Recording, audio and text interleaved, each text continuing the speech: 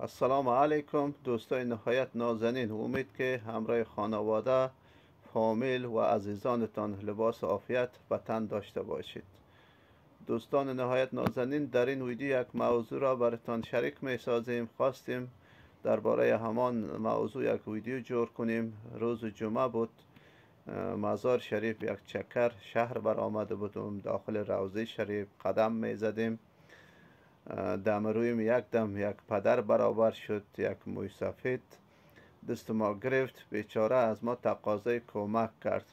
متاسفانه من هم امکانات مالی نداشتیم. آنچنانی 100 افغانی کمک کردیم، دستش گرفتیم، یک لطف خوش کردیم.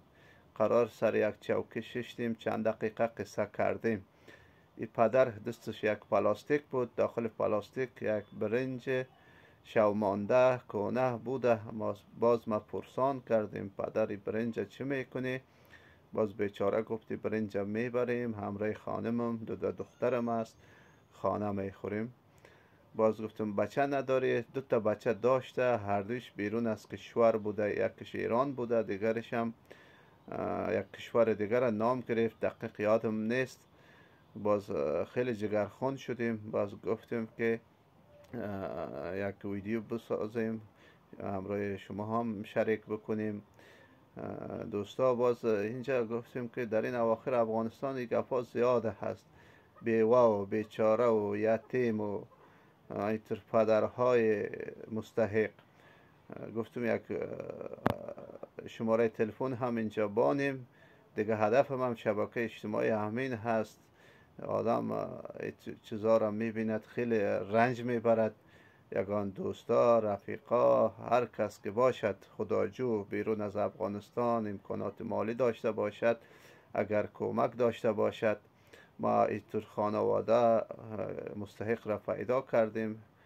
باز ویدیوش براتان شریک می سازیم. اگر آماده باشید، کمکتان سرم اطمینان کرده باشید، اعتماد داشته باشید، می توانید کمکتان صادقانه نفرهای مستحق می رسانیم.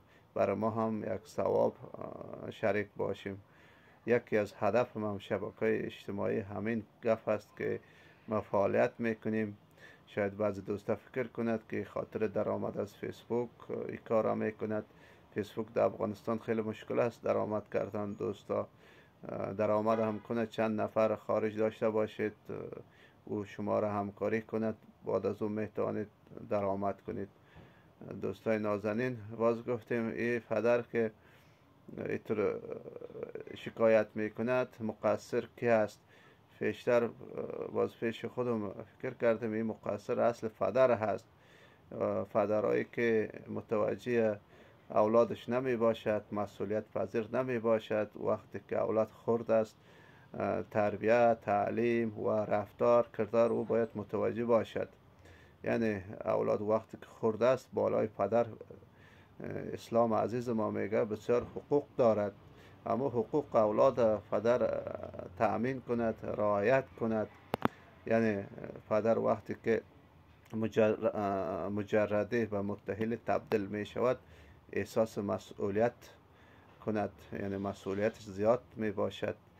وقتی که اولاددار می باشد اولین حقوق فرزند یعنی انتخاب نام نیک هست، نام معنادار فرزندش انتخاب کند.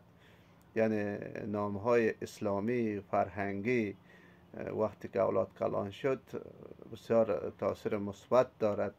حتی روانشناسی، علم جامعه شناسی ثابت ساختند که هر انسان اما نام های که مثل نام های عمر است، محمد است، احمد هست، یا علی هست، عثمان هست، از این قبل نام های اسلامی یا فرهنگی داشته باشد، خیلی شخصیت های مهم و در جامعه هستند، عالم و دانشمند همچنان. و انسان هایی که و پدرانی که نام صحیح به معنا برای اولادشان میگذارد انتخاب میکند، یعنی کلان شد بین جامعه، رفقا، دوست، همان نام یاد میکند، یعنی نامشان معنای ندارد، باز تاثیر منفی دارد، او رشد هم نمیکند. باز میگه که پدرم چگونه نام برام انتخاب کرده، باید یک نام صحیح برای اولادها انتخاب کنید دوستان. باز دوم حقوق دیگه، حقوق فرزند، یعنی گوشش آذان محمدی گفته شود توسط یک علما، یک امام مسجد پرهیزگار متقی باشد، بیاید یک آذان محمدی گوش فرزند گفته شود. این هم شد دومین حقوق. سومین حقوق، یعنی فرزند را سنت کنید پسر باشد، یعنی عقیقه کنید فرزندایتان، امکانات مالی داشته باشید. آفاتهای زمینی آسمانی بعضی گفها عقیقه یعنی خیرات صدقه است، اطفال را حفظ میکند دوستان. سومین حقوق است. و چهارمین حقوق فرزند بالای پدر، یعنی آداب و تعلیم و تربیه هست. وقتی که پدر اولادش سر دسترخوان احترام به بزرگان، شفقت به خردان، گفای خوب، راه رفتن، گشتن، گفتار، کردار، همه چیز شامل آداب می باشد، باید پدر اولادش یاد داده شود دیگه، تعلیم داده شود، یعنی مکتب روان کند، مدرسه روان کند، مکتب تا مکتب دارد. اینطور یک مکتب روان کنید که متوجه فرزندانتان باشه. مکتب چگونه استاد است؟ استادهایی باشد که دلسوز باشد، یک چیز را به اولادایتان یاد بده، یعنی روز خود تیر نکند.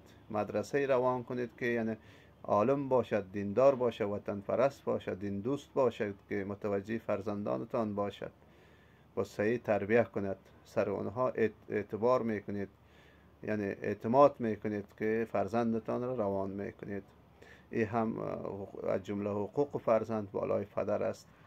بعد از او نفقه فرزندانتان است، یعنی نفقهشان را یک راه حلال، راه درست نفقه باید مهیا کنید، یعنی خوراک، پوشاک، البسه، ضروریات اما فرزندانتان را در وقتی که استقلال مالی می رسد، جوان می باشد، یک صاحب یک کاربار می باشد، به دوش پدر است، باید پدر مهیا کند. ولی یه هم از جمله حقوق فرزند بالای پدر است. دیگه حقوق فرزند بالای پدر انتخاب همسر است. باید پدر هم یک همسر با مشوره فرزند یا بچه تان یا دخترتان یک انتخاب همسر صحیح درست، خانواده صحیح داشته باشد، اجداد صحیح داشته باشد، خانواده سیرت اخلاق داشته باشد. برای فرزندانتان انتخاب کنید. باز تشکیل خانواده جور میکند و عروسی میکند. بعد از او مسئولیت پدر خلاص می باشد. پدر یعنی تربیت کردن یک فرزند مثل یک درخت است، مثل یک نهال است، یعنی جوان است، طفل است، او هر سو رفت جلوش نگیری باز اونم رشد میکند دوستا. وقتی که یک درخت یک جا غرش میکنید یا یک نهال مثمر پیدا میکنید، با امید از این هستی که این درخت ثمر برسد که ما میوه آن استفاده کنیم. یعنی هدفتان چندین هدف دارید. شاندن درخت، یعنی شاندن درخت آسان است ولی ثمر رساندن درخت خیلی مشکل هست. ولی پدر شدن هم آسان است و پدر خوب بودن خیلی مشکل هست دوستان نازنین.